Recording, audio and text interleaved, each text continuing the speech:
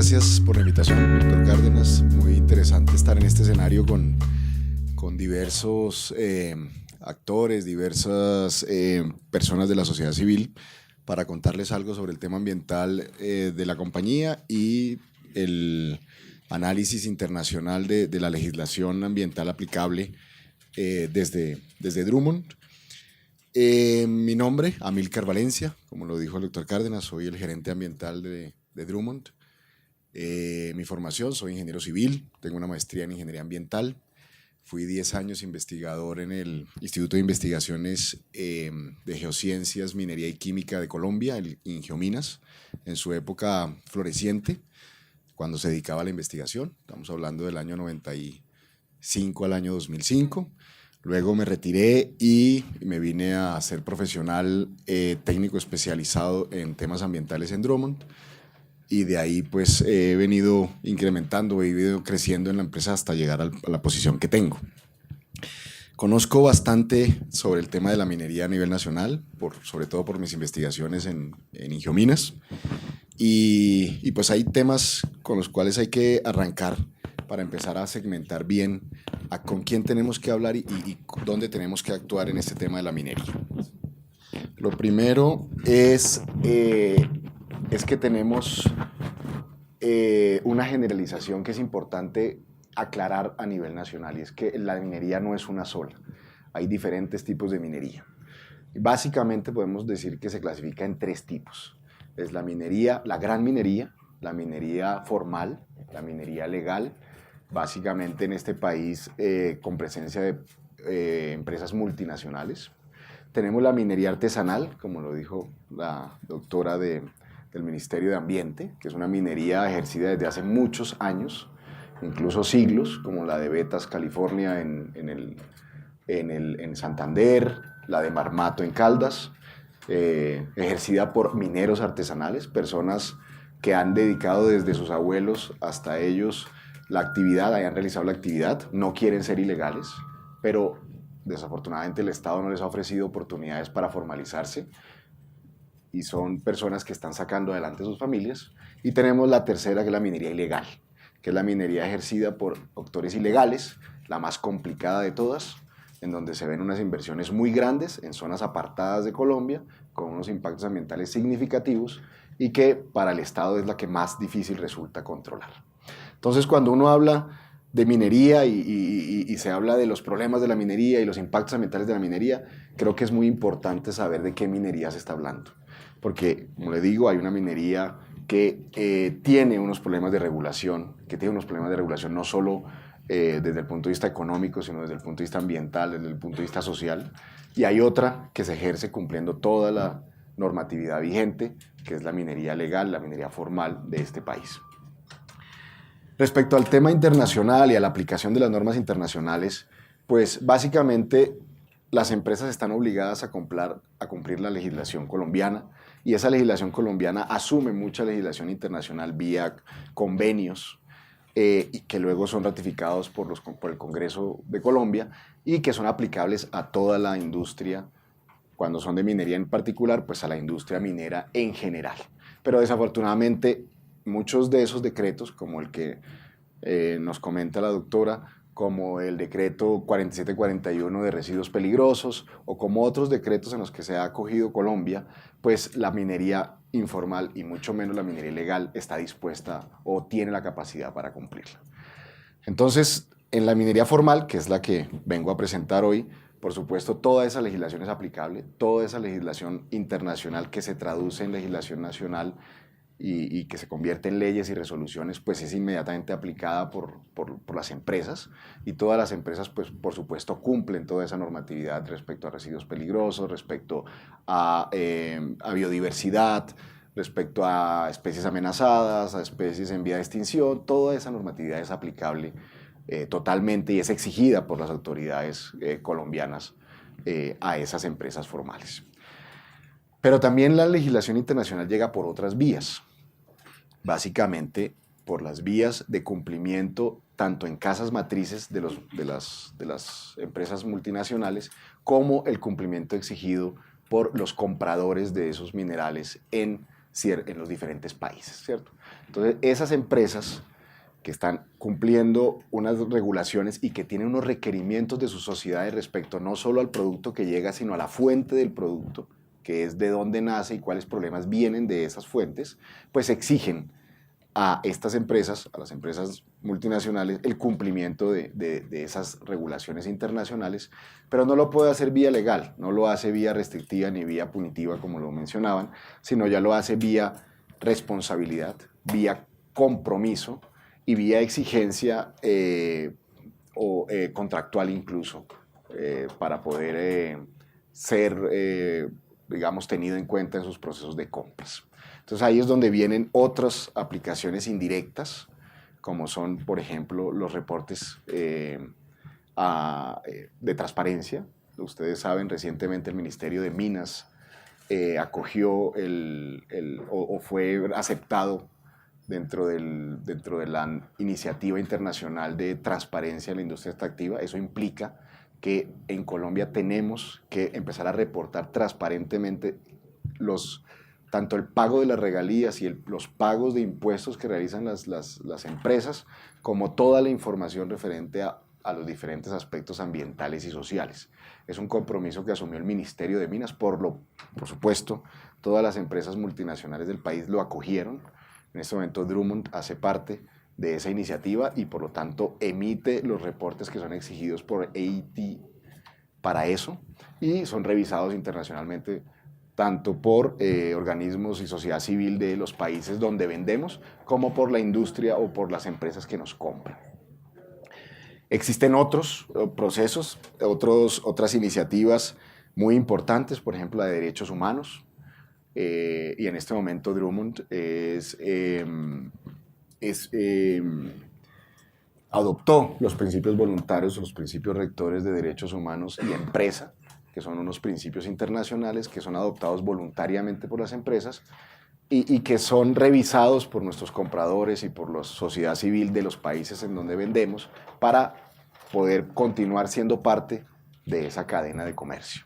Son, como lo digo, son adopciones voluntarias, pero sin embargo son requerimientos de nuestros clientes que, por supuesto, son muy convenientes, son muy, digamos, muy asociados a lo que debe ser la responsabilidad de una compañía. No son cosas que van más allá de lo que debe ser la responsabilidad de una empresa, ¿cierto? El tema de derechos humanos, el tema de reporte transparente de información, los temas GRI, donde se reporta toda la información ambiental, de la operación de la empresa y su información comercial, los reportes que se hacen en el caso de minería del carbón a Better Coal, es una iniciativa mundial relacionada específicamente con el sector carbón y obviamente son reportes muy similares a los GRI, pero que son presentados en forma muy particular a todas las empresas y todos los países compradores de carbón a nivel mundial. Esto para seleccionar cuáles son las fuentes de carbón más saludables para esas economías. Saludables quiere decir ambientalmente más responsables, socialmente más responsables. Esos reportes también hacen parte de empresas, digamos, multinacionales y formales. En este caso, Drummond hace parte de esas iniciativas. Entonces, yo lo digo y me perdonan si no soy muy preciso en esto, mi experticia es más ambiental y más técnica, pero yo lo clasificaría como en esos dos frentes, ¿no? La responsabilidad y la legislación internacional vía, obviamente, legislación nacional y los convenios que asume el gobierno y los traduce por el Congreso, y esa otra legislación vía exigencias tanto de casas matrices como de compradores o sociedad civil de países compradores, que se traducen en estas iniciativas internacionales que todos conocemos y que básicamente lo que hacen es hacer un reporte responsable de la actividad y demostrar que la actividad se realiza responsablemente. Haciendo esa introducción, yo quisiera pasar a lo que es nuestro ejercicio ambiental o nuestro ejercicio, cómo lo consideramos nosotros nuestro ejercicio de una manera responsable. Para muchos será muy interesante escuchar esta charla desde Drummond. Nosotros hemos sido muy famosos, sobre todo en medios. Lo que les sorprende a uno es que muy pocas veces nos conocen, diferente a los medios.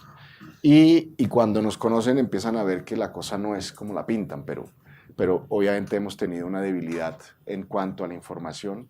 Hemos sido muy apáticos y hemos cometido muchos errores en divulgar lo que hacemos, y eso por por fortuna ha venido cambiando y por eso estamos participando en escenarios como estos para empezar a mostrar un poco más lo que hace la compañía.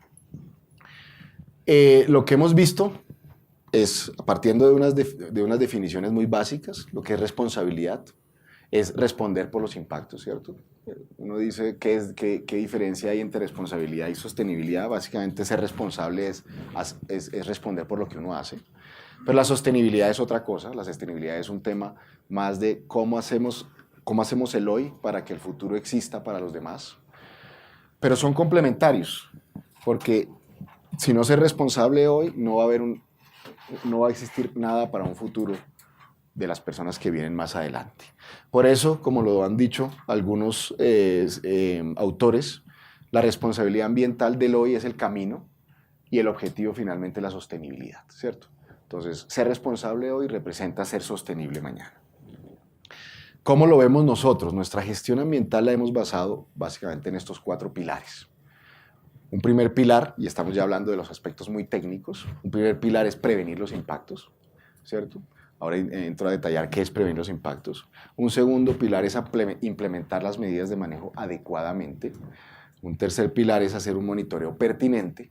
Y un cuarto pilar es construir futuro o pensar en sostenibilidad. Cuando uno mira eso, pues todas las gestiones ambientales plantean esto, ¿cierto? Hay que prevenir impactos, hay que implementar la gestión, hay que hacer monitoreo. Pero nosotros sí consideramos que hay una diferencia entre una gestión ambiental y una gestión ambiental responsable. Hay diferencias significativas.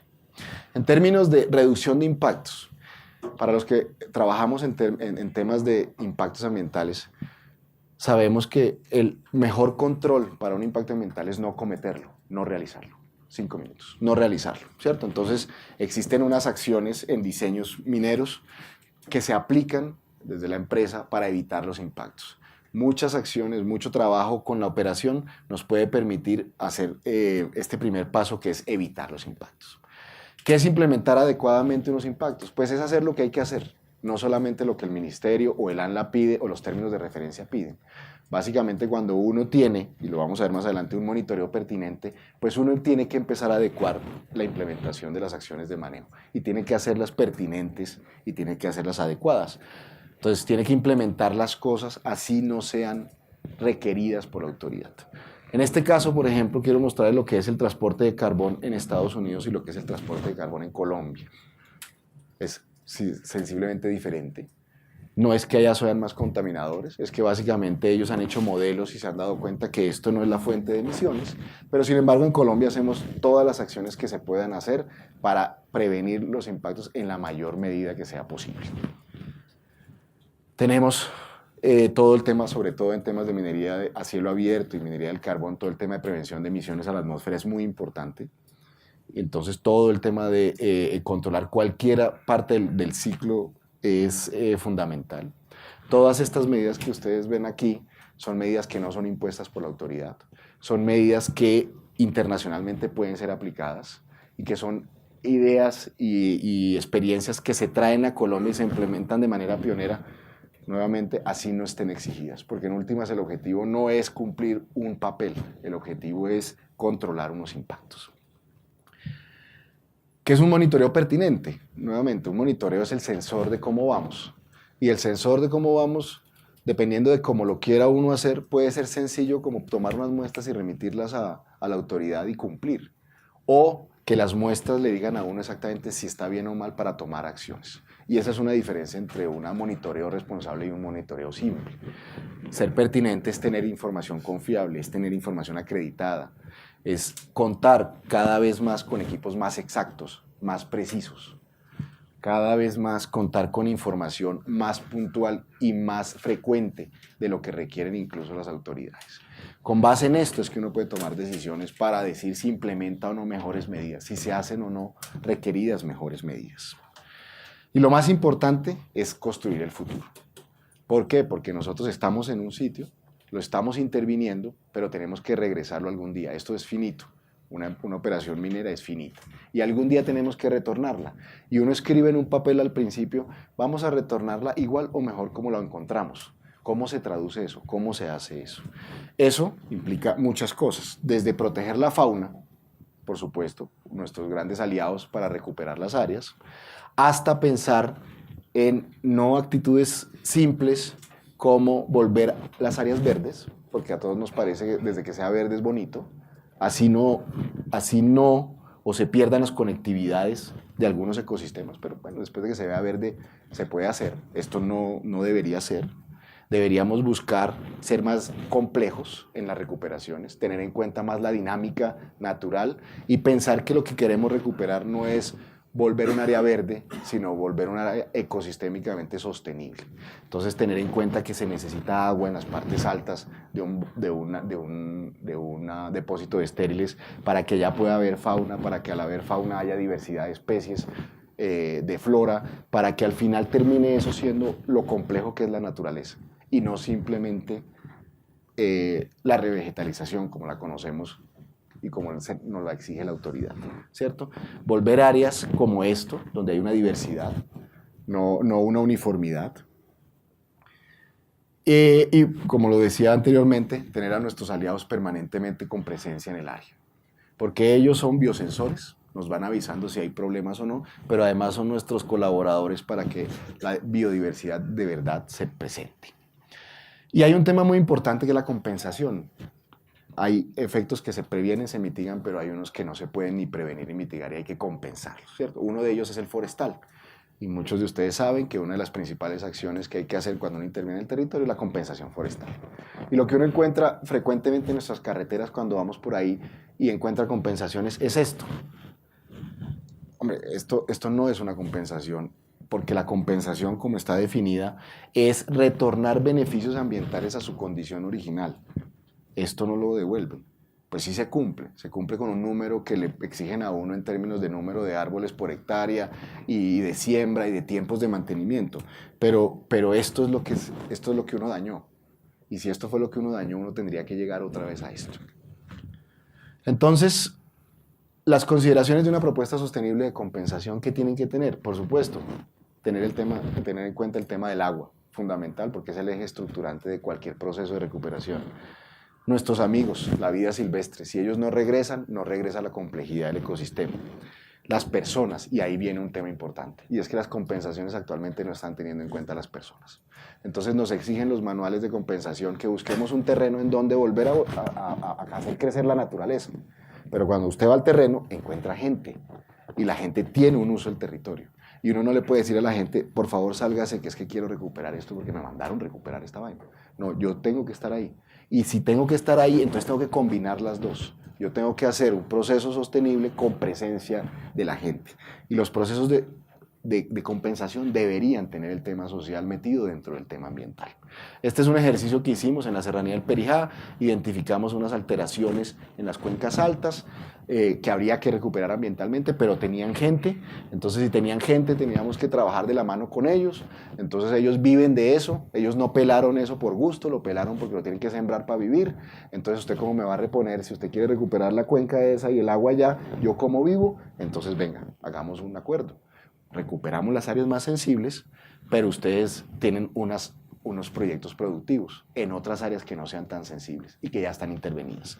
¿Cómo sacamos el material? Miércoles, entonces reparemos unas vías, porque tampoco les vamos a dar tomate para que después no tengan cómo bajarlo.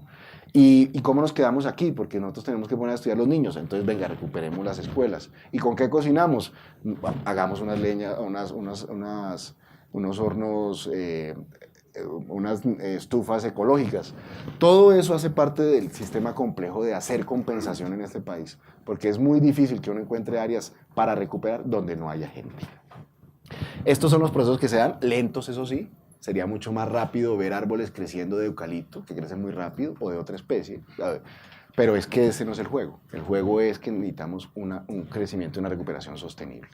Nosotros vemos algo como esto, que es una mina recuperada de lignito en España, en donde tenemos un lago, por supuesto, la operación minera en cielo abierto siempre deja un hueco, y el hueco va a quedar.